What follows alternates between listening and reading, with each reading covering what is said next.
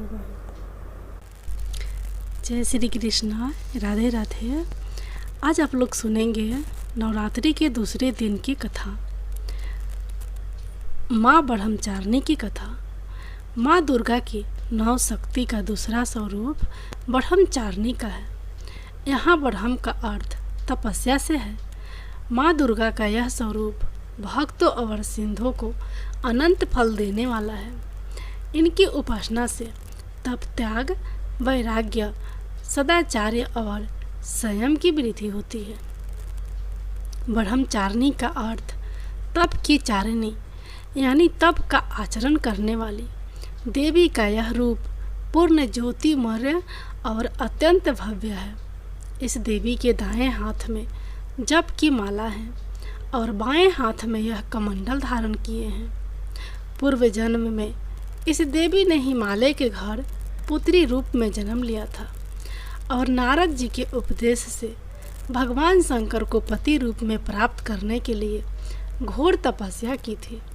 इस कठिन तपस्या के कारण इन्हें तत्सारिणी अर्थात ब्रह्मचारिणी नाम से अभिहित किया गया।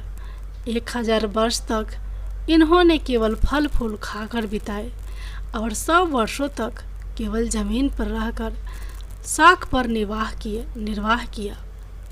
कुछ दिनों तक कठिन उपवास रखे और खुले आकाश के नीचे वर्षा और धूप के घोर कष्ट सहे।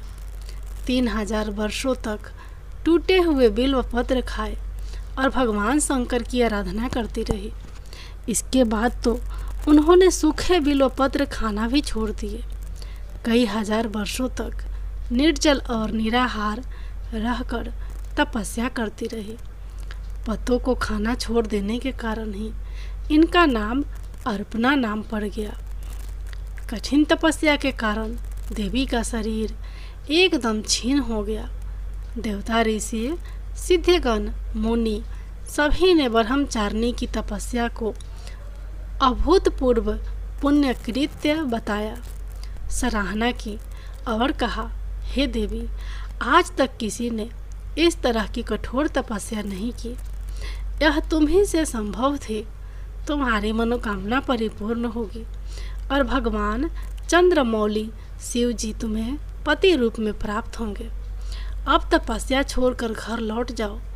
जल्द ही तुम्हारे पिता तुम्हें बुलाने आ रहे हैं।